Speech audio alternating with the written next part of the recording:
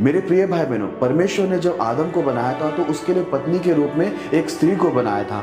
आज हम लोग देखते हैं कि शैतान ने जितने भी परमेश्वर ने नियम और आज्ञा को बनाया है, शैतान ने उसको पूरी तरह से बदल डाला है। इसी वजह से शैतान आज बहुत सारे पुरुष और स्त्रियों के शरीर में वास करके उन्हें ये पाप करने के लिए मजबूर करते हैं। इसलिए यहाँ पर लिखा हुआ है कि स्त्री ने स्त्री के साथ व्यभिचार किया और पुरुष ने भी पुरुष के साथ व्यभिचार किया। और आज ये व्यभिचार को हम लोग देखते हैं कि शादी का नाम दिया गया। आज भले ही बहुत सारे देशों के सरकार ने इसको मान्यता दिया, लेकिन मैं आपको बता दूं ये पूरी तरह से परमेश्वर के विरुद्ध में है, परमेश्वर के नियम आज्ञा के विरुद्ध में है। और निश्चय ऐसे लोग और ऐसे कामों को बढ़ावा देने वाले लोग निश्चय रूप से परमेश्वर से भारी दंड पाएंगे।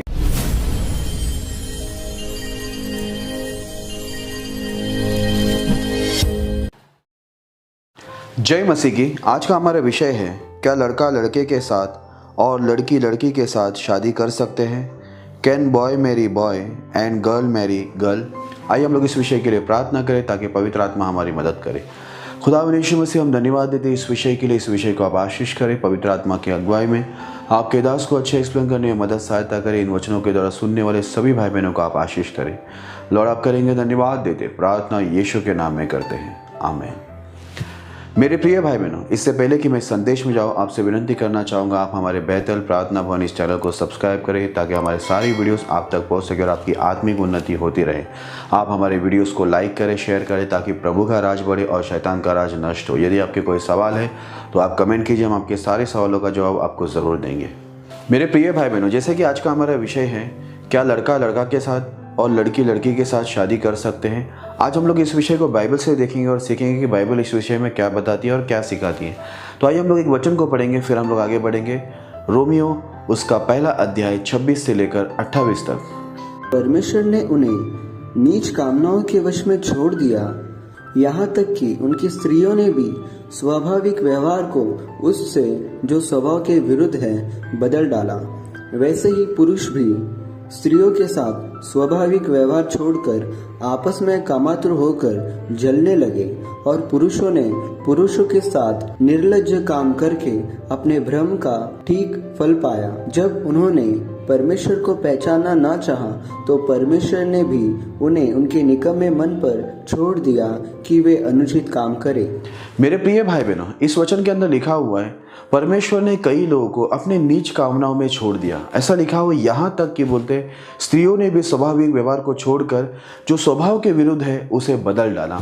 मेरे प्रिय भाई बहनों, इसका मतलब यह है कि स्त्री लोगों ने स्त्रियों के साथ जो है व्यभिचार करने को शुरू कर दिया, जो कि पूरी तरह से परमेश्वर के विरुद्ध में। और आज हम लोग देखते हैं कि यही व्यभिचार को बहुत सारे लोग शादी का रूप दे रहे या शादी का नाम दे रहे। हम देखते हैं दुनिया के अंदर स्त्री स्त्री के साथ शादी कर रहे, पुरुष पुरुष के साथ शादी कर रहे। मैं आपको बताना चाहता हूं कि वो शादी नहीं है, वो व्यभिचार है, वो पाप है, वो परमेश्वर के विरुद्ध में है। हम थोड़ा आगे पढ़ते हैं कि ऐसा लिखा हुआ है कि पुरुष ने भी स्त्री के साथ स्वाभाविक व्यवहार को छोड़कर वो कामातुर होकर वो जलने लगे आपस में। और यहाँ तक ऐसा हुआ कि पुरुष भी पुरुष के साथ लज्जा के काम करके अपने भ्रम का ठीक फल पाया करके लिखा हुआ है। मेरे प्रिय भाई बहनों, इसलिए आगे ऐसा लिखा हुआ, जब उन्होंने परमेश्वर को पहचानना ना चाहा तब परमेश्वर ने भी उनके नीच कामनाओं में उनको छोड़ दिया कि वे अनुचित काम करें। मेरे प्रिय भाई बहनों, आज हम लोग दुनिया के अंदर देखते हैं बहुत सारा देश ऐसा है जहाँ पर स्त्री स्त्री शादी करते हैं, पुरुष पुरुष शादी करते हैं। और वहाँ की जो सरकार है इस चीज़ को उन्होंने मान्यता दिया है। वो क्यों मान्यता दिया है? क्योंकि आज दुनिया के अंदर पूरी तरह से शैतान का राज है और ये जो नियम आए हैं या रीति रिवाज आए हैं ये पूरी तरह से शैतान की ओर से। क्योंकि परमेश्वर ने पति और पत्नी को बनाया था और पत्नी और पति को बनाया था, लेकिन हम लोग देखते हैं कि आज पुरुष पुरुष शादी करते हैं। जब एक पुरुष और पुरुष शादी करेंगे तो पत्नी कौन कहलाएगा और पति कौन कहलाएगा? एक स्त्री और एक स्त्री शादी करेगी तो वहां पर पति और पत्नी कौन कहलाएगा? मेरे प्रिय भाई बहनों, परमेश्वर ने जब आदम को बनाया था तो उसके लिए पत्नी के रूप में एक स्त्री को बनाया था। आज हम लोग देखते हैं कि शैतान ने जितने भी परमेश्वर ने नियम और आज्ञा को बनाया है, शैतान ने उसको पूरी तरह से बदल डाला है। इसी वजह से शैतान आज बहुत सारे पुरुष और स्त्रियों के शरीर में वास करके उन्हें ये पाप करने के लिए मजबूर करते हैं। इसलिए यहाँ पर लिखा हुआ है कि स्त्री ने स्त्री के साथ व्यभिचार किया और पुरुष ने भी पुरुष के साथ व्यभिचार किया। और आज ये व्यभिचार को हम लोग देखते हैं कि शादी का नाम दिया गया। आज भले ही बहुत सारे देशों के सरकार ने इसको मान्यता दिया, लेकिन मैं आपको बता दूं ये पूरी तरह से परमेश्वर के विरुद्ध में है, परमेश्वर के नियम आज्ञा के विरुद्ध में है। और निश्चय ऐसे लोग और ऐसे कामों को बढ़ावा देने वाले लोग निश्चय रूप से परमेश्वर से भारी दंड पाएंगे, क्योंकि बाइबल में हम लोग को ऐसा देखने मिलता है। परमेश्वर ऐसे लोगों से बहुत नफरत करते हैं जो स्त्री स्त्री के साथ संबंध बनाते हैं और पुरुष पुरुष के साथ संबंध बनाते हैं, या शादी करके उसको शादी का नाम देते। इस व्यभिचार को वो लोग शादी का नाम देते हैं ताकि वो लोग दुनिया के सामने ये बता सके हमने कुछ गलत नहीं किया पर शादी किया। लेकिन हमें देखना यह है कि ये परमेश्वर के नियम के अनुसार है या नहीं। अधिकतर मैं आपको बता दूं ये सब तो अन्य जातियों के मध्य में ही होता है, लेकिन आज आप और मैं जो परमेश्वर पे भरोसा करने वाले लोग हैं और परमेश्वर का पवित्र नियम जो हमें दिया गया है, हमें जरूरी है कि हम ऐसे लोगों को परमेश्वर का पवित्र संदेश सुनाएं ताकि वो लोग इस बुराई से, इस पाप से बचे और परमेश्वर के आने वाले दंड और क्रोध से बचे। क्योंकि परमेश्वर ऐसे लोगों को अपने नीच कामनाओं में छोड़ देते हैं ताकि वो गलत कामों के अंदर रहे। क्यों छोड़ देता है परमेश्वर? ताकि परमेश्वर का दंड के समय परमेश्वर उनके ऊपर दंड लेके आए, क्योंकि परमेश्वर समय का परमेश्वर है। परमेश्वर सब बातों से घृणा करता है। मेरे प्रिय भाई बहनों, मैं आपको बाइबल से एक घटना बताना चाहता हूं। वहां पर भी यही हालत थी कि पुरुष पुरुष के साथ गलत काम कर रहे थे और स्त्री स्त्री के साथ गलत काम कर रहे थे। इसी वजह से परमेश्वर ने वहां पर भारी दंड लाया। आइए हम लोग उस वचन को पढ़ते, फिर हम लोग आगे बढ़ेंगे।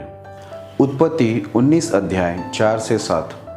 उनके सो जाने के पहले सदोम नगर के पुरुषों ने जवानों से लेकर बूढ़ों तक वरन चारों ओर के सब लोगों ने आकर उस घर को घेर लिया और लूत को पुकार कर कहने लगे, जो पुरुष आज रात को तेरे पास आए हैं वे कहाँ हैं? उनको हमारे पास बाहर ले आ कि हम उनसे भोग करें।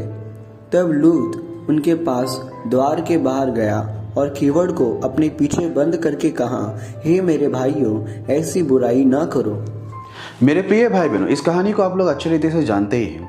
सदम और अमारों को परमेश्वर ने पूरी तरह से आग और गंधक के द्वारा परमेश्वर ने नाश किया था। क्यों नाश किया था? उसका कारण ये था क्योंकि उनकी बुराई बहुत बढ़ गई थी, उनके जो अपराध पाप थे वो बढ़ गई थी बहुत, और परमेश्वर इसलिए उस जगह को बहुत बुरी तरह से नाश किया था। अब ये पाप और बुराई, कौन सी पाप और बुराई थी जो इतनी बढ़ गई थी? मैं आपको बताना चाहता हूँ। वहीं पर लिखा हुआ है, जब परमेश्वर के स्वर्गदूत भूमि पर आए थे, दो जन जो पुरुष के रूप में थे, और वो लोग उस नगर से, सदोम और अमोरा के नगर से लूत को और उसके परिवार को बचाने के लिए आए थे और उस जगह को नाश करने के लिए आए थे। तभी ऐसा हुआ कि लूत जो है वो दोनों स्वर्गदूतों को अपने घर में लेके गया, और ऐसा हुआ ये बात जो है वहाँ के सभी लोगों को मालूम पड़ा, और ऐसा हुआ वहाँ के जो पुरुष लोग थे सभी बूढ़े और जवान लोगों को लेकर लूत के घर को चारों तरफ से घेर लिए और उनको आवाज़ देने लगे कि जो दो पुरुष तुम्हारे घर पर आए हैं उसे बाहर निकालो, हम उनके साथ में भोग करेंगे, यानी व्यभिचार करेंगे। ये बात सुनकर लूत घर के बाहर आता है और लोगों को समझाता है, हे भाइयों, ऐसा बुराई मत करो। लेकिन वहाँ के लोग सुनते नहीं, क्योंकि वो लोग इस व्यभिचार के अंदर बुरी तरह से वो लोग जा चुके थे। अंदर इतनी बुराई से भर गए थे, पुरुष पुरुष के साथ पूरी तरह से वो लोग व्यभिचार कर रहे थे और स्त्री स्त्री के साथ व्यभिचार कर रहे थे। यही पाप, यही बुराई बहुत बढ़ गई थी और परमेश्वर ने उनके विषय में निर्णय लिया था कि परमेश्वर को बुरी तरह से नाश करेगा। मेरे प्रिय भाई बहनों, वहां पर देखते कि जब लूत उनको समझाता है लोगों को बाहर जाकर, तब वो लोग सुनते नहीं। लोगों को बहुत अच्छे से समझाते हैं लूत कि ऐसी बुराई मत करो, फिर भी लोग और चिल्ला के बोलते हम और भी बुराई करेंगे। और जब वो लोग चिल्लाने लगते और ज्यादा आक्रमण करने लगते, तब परमेश्वर के जो दो दूत आए होते हैं वे उनको सभी को अंधे कर देते हैं, और परमेश्वर का जो स्वर्गदूत होता है वो लूत को, उनके परिवार को बाहर निकालता है। और जैसे ही पौ फटता है, सुबह होता है, वैसे ही स्वर्ग से आग और गंधक सदम और अमोरा के ऊपर आ जाता है और ये पूरे की पूरे वहां के जो लोग हैं बुरी तरह से आग में नाश हो जाते हैं। क्यों नाश हो जाते हैं? क्योंकि परमेश्वर ऐसे लोगों से नफरत करता है। मेरे प्रिय भाई बहनों, मैं आपको बताना चाहता हूँ, परमेश्वर ऐसे लोगों से बहुत घृणा करता है। इसी वजह से इनको इतनी बुरी मौत दिया। क्योंकि यहाँ पर देखिए, एक पुरुष पुरुष के साथ कैसे संबंध कर रहे थे, कैसे स्त्री स्त्री के साथ संबंध कर रहे थे। यहाँ पर तो परमेश्वर के नियम में ये लिखा हुआ है कि एक पुरुष भी स्त्री के साथ व्यभिचार नहीं कर सकता, एक स्त्री पुरुष के साथ व्यभिचार नहीं कर सकती। यहाँ पर तो पुरुष पुरुष के साथ व्यभिचार कर रहे थे, स्त्री स्त्री के साथ व्यभिचार कर रहे थे। ये तो उस पापों से भी घिनौना पाप था। इसलिए परमेश्वर ने ये नगर को कुछ समय तो दिया था सुधरने के लिए, लेकिन देखा कि ये लोग बदल रहे नहीं, सुधर रहे नहीं है, तो परमेश्वर ने इनके विरुद्ध में अपना क्रोध का हाथ बढ़ाकर इनको आग के द्वारा, गंधक के द्वारा पूरी तरह से नाश किया और पूरी तरह से मिटाई दिया। कोई नहीं बचा वहां पर। मैं आपको बता दूं, यदि आपके आसपास भी ऐसे बहुत सारे अन्य जाति यदि होंगे जो पुरुष पुरुष के साथ संबंध बनाते, स्त्री स्त्री के साथ संबंध बनाते, और वो लोग इस गलत संबंध को, इस व्यभिचार को लोग शादी का रूप दे रहे, तो आप निश्चय ये वचन उनको बताना कि ये परमेश्वर के विरुद्ध पाप है, ये गलत है, प्रभु के नियम के विरुद्ध में। प्रभु ने ये सिस्टम को नहीं बनाया, प्रभु ने ऐसा नियम नहीं दिया। यदि तुम ये करोगे तो तुम भी इन्हीं की तरह, सदम और अमोरा के लोगों की तरह, तुम भी आग के द्वारा, गंधक के द्वारा और परमेश्वर के क्रोध के द्वारा तुम भी नाश हो जाएंगे। परमेश्वर के लोगों, जितने लोग मुझे सुन रहे, प्रभु के दास दासी लोगों, आज हमारे पास एक बहुत बड़ी जिम्मेदारी है, क्योंकि ये पाप अभी भी बढ़ रहा है और बहुत सारे देशों ने तो इस काम का परमिशन भी दे दिया कि एक पुरुष पुरुष के साथ शादी कर सकता है और स्त्री स्त्री के साथ शादी कर सकती है। ऐसा वो लोगों ने उनको छूट दे दिया है और इसको मान्यता दे दिया है। लेकिन मैं आपको बता दूं, आज बहुत सारे देशों में शैतान का ही राज है, पूरी दुनिया में शैतान का राज है। इसी वजह से गलत काम को आज मान्यता दी जा रही है मेरे प्रिय भाई बहनों। लेकिन आज आपका और मेरा जिम्मेदारी है कि हम ये परमेश्वर का जो संदेश है बहुत सारे लोगों तक पहुंचाया जाए, ताकि बहुत सारे लोग परमेश्वर के क्रोध में नाश होने से बच जाए। आइए और एक वचन को देखते फिर हम लोग आगे बढ़ेंगे। न्यायों की पुस्तक 19 अध्याय 22 वचन। वे आनंद कर रहे थे कि नगर के लुच्चों ने घर को घेर लिया और द्वार को खटखटा कर घर के उस बूढ़े स्वामी से कहने लगे, जो पुरुष तेरे घर में आया उसे बाहर ले आ कि हम उससे भोग करें। मेरे प्रिय भाई बहनों, इससे पहले मैंने आपको सदम अमोरा के बारे में बताया था कि वो कैसे व्यभिचार के अंदर चले गए थे, पुरुष पुरुष के साथ और स्त्री स्त्री के साथ गलत काम कर रहे थे। वे लोग तो अन्य जाति थे, पर अभी मैं जिनके बारे में बता रहा हूँ वो अन्य जाति नहीं, पर वो इजराइल लोग थे, बेन्यामीन गोत्र के थे। और यहाँ पर हम लोग देखते हैं गीबा नाम का एक जगह है जहाँ पर बेन्यामीन गोत्र के लोग बसे हुए हैं। और मैं आपको बताना चाहता हूँ, वहाँ पर एक लेवी व्यक्ति यात्रा के अंदर रहता है, वो और उसकी पत्नी रहता है, और वो यात्रा में एक बूढ़े व्यक्ति के घर में रुक जाता है। और जब ये बेन्यामीन गोत्र के लोग को मालूम होता है कि यहाँ पर एक पुरुष आया हुआ है, तब वो चारों ओर से उस बूढ़े इंसान के घर को घेर लेता है और उस बूढ़े इंसान से कहता है कि तेरे घर में जो पुरुष आया है उसे बाहर निकाल, हमारे पास लेके आ, ताकि हम उसके साथ भोग करें, मतलब व्यभिचार करें। मेरे प्रिय भाई बहनों, देखिए कितने गिनौने पाप इजराइल लोग भी करने शुरू हो गए थे। मेरे कहने का मतलब है बेन्यामीन गोत्र के लोग भी इस गिनौने पापों के अंदर चले गए थे। मेरे प्रिय भाई बहनों, हम देखते हैं कि ये लोग उनको चारों तरफ से घेर कर उसे बाहर लाने के लिए कहते हैं, पर वो आदमी बाहर नहीं आता है डर के मारे, क्योंकि वो डरता है कि मेरा जान चला जाएगा। पर वो अपनी पत्नी को आगे करता है। और ऐसा होता है कि जो बिन्यामीन गोत्र के जो इजरायली लोग हैं, ये लोग इतना व्यभिचार करते हैं उस स्त्री के साथ, वो स्त्री मर जाती है। मेरे प्रिय भाई बहनों, उसके बाद हम लोग देखते हैं कि पूरा बिन्यामीन गोत्र के विरुद्ध में पूरे इजराइल के जितने बाकी अन्य गोत्र थे, वो परमेश्वर से सलाह लेकर वो लोग इनके विरुद्ध में आते हैं और परमेश्वर उनके द्वारा इनको पूरी तरह से नष्ट करता है। इंसान को भी, जानवर को भी, उनके सारे नगर को पूरी तरह से नष्ट करता है। क्यों नष्ट करता है मैं आपको बताना चाहता हूँ, क्योंकि परमेश्वर ये पाप से घृणा करता है और बहुत घृणा करता है। ये करने वाला चाहे विश्वासी हो या अविश्वासी हो, लेकिन दंड निश्चय परमेश्वर की ओर से मिलेगा, क्योंकि नियम परमेश्वर के दिए गए नियम है। अगर कोई भी परमेश्वर के नियमों का दायरा पार करता है, तो चाहे वो विश्वासी क्यों ना हो, वो भी परमेश्वर की ओर से नाश किया जाएगा। परमेश्वर ने अन्य जाति सदम अमोरा को भी नाश किया, और परमेश्वर ने यहाँ पर गिबा के अंदर हम लोग देखते हैं कि जो बिन्यामीन गोत्र के लोग थे, जो इजराइली लोग थे, परमेश्वर के लोग थे, जब उन्होंने भी पाप किए तो परमेश्वर ने उनको भी पूरी तरह से मिटा दिया। तो मैं आपको बताना चाहता हूँ, विश्वासी भाई बहन, प्रभु के दास दासी मुझे यदि सुन रहे हैं, तो मैं आपको बताना चाहता हूँ, यदि कोई पाप ऐसा कर रहा है विश्वास में आने के बाद तो आप निश्चय उनको समझाइए। यदि कोई अन्य जाति लोग ये पापों के अंदर फंसे हुए तो उनको भी आप वचन से समझाकर आप परमेश्वर का रास्ता बताइए, क्योंकि ज़रूरी है कि हम लोग उनको परमेश्वर के रास्ते पर लाए, प्रभु के नियमों को बताएं और कोई भी ऐसे घिनौने पाप के अंदर ना जाए, क्योंकि ये पाप से परमेश्वर का क्रोध भड़क हो जाता है और परमेश्वर अपनी जलजलाहट में पूरे इंसान को नाश कर देता है। वैसे परमेश्वर नहीं चाहता है कि कोई मरे, लेकिन ये पाप यदि कोई करे तो निश्चय रूप से परमेश्वर उन्हें मार ही डालेगा। मेरे प्रिय भाई बहनों, मैं आपको फिर से बताना चाहता हूँ, आज बहुत सारे देशों के अंदर स्त्री और स्त्री शादी कर रहे, पुरुष और पुरुष शादी कर रहे और उसको ये जो व्यभिचार को वो लोग ने एक शादी का रूप दिया। लेकिन मैं आपको बता दूं, ये शादी परमेश्वर के सामने कभी भी मान्यता ना होगा और परमेश्वर इसको कभी नहीं मानेगा, क्योंकि ये प्रभु के नियम के विरुद्ध में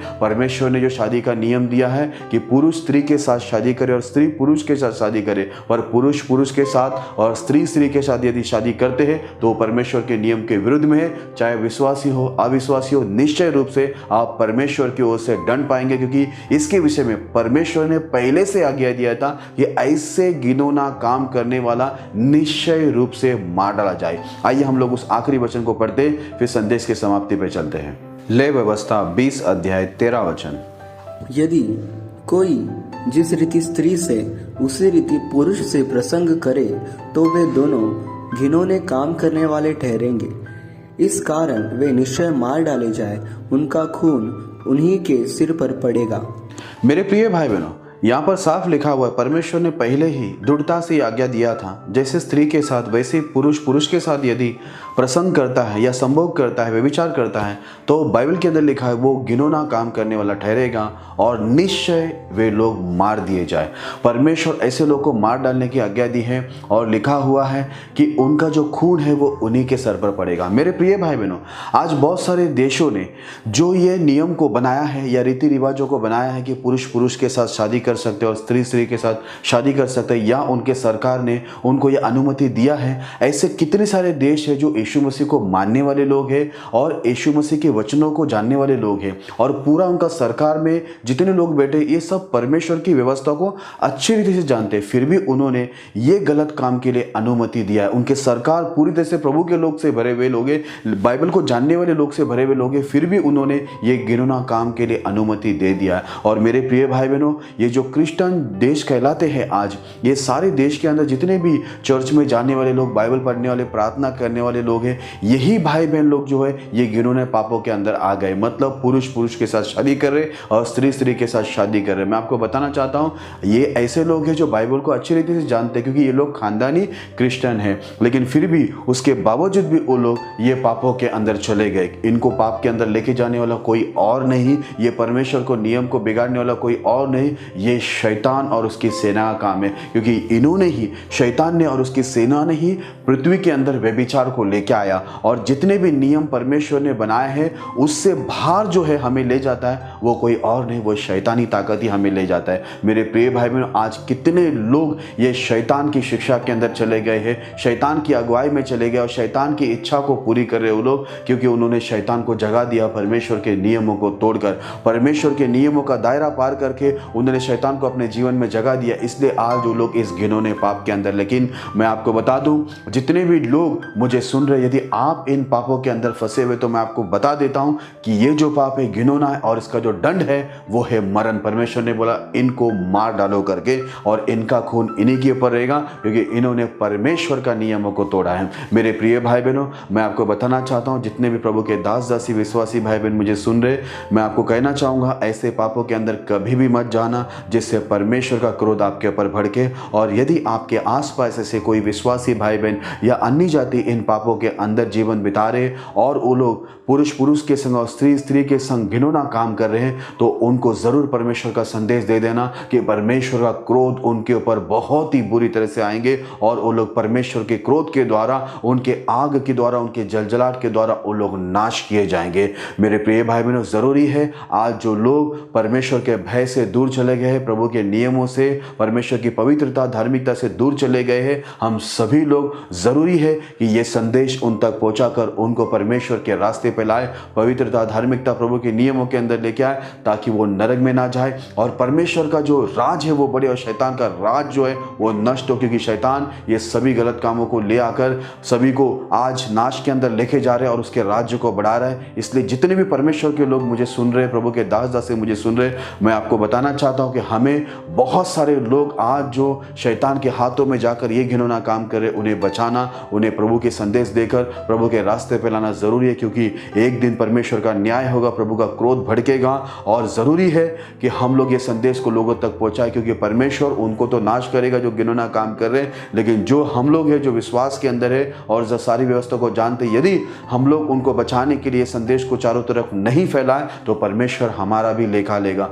हमारा भी हिसाब लेगा कि ये व्यवस्था को जानकर हमने क्या किया। परमेश्वर हमें व्यवस्था क्यों दिया है? हमें इस व्यवस्था के अनुसार जीना भी है और इस व्यवस्था को दूसरे को भी देना है। क्योंकि परमेश्वर के नियम में लिखा हुआ है कि ये जो व्यवस्था है, तुमने जो सीखा है, इसे विश्वास योग्य व्यक्ति के हाथ में सौंप, जो दूसरे को भी सिखाने में निपुण हो, जो दूसरे को सिखा सकता है, जो दूसरे को सिखाने के लिए योग्य व्यक्ति हो। ऐसे लोगों के हाथ में व्यवस्था को सौंपना। परमेश्वर की इच्छा क्या है कि हम लोग दूसरे को भी परमेश्वर की व्यवस्था को सिखाए। इसलिए मेरे प्रिय भाई बहनों जो विश्वास में अच्छे हैं, प्रभु के दास दासी जो विश्वास के अंदर अच्छे, जरूरी है कि हम लोग ये व्यवस्था को दुनिया के हर कोने तक ले जाए, ताकि शैतान का राज पूरी तरह से नष्ट हो, प्रभु का राज्य बढ़े और जो लोग नाश में घिनौने काम में जा रहे, वे सभी लोग प्रभु के वचनों के द्वारा, इस संदेश के द्वारा वो बचाए जाए और वो स्वर्गीय वारिस हो जाए। ऐसी मेरी आप लोगों से विनती है। इसलिए हम सब मिलकर मेहनत करें और ऐसे लोगों को छुड़ाएं। मैं विश्वास करता हूं कि आप लोग ये पुरुष पुरुष के साथ और स्त्री स्त्री के साथ जो शादी करते, इस विषय में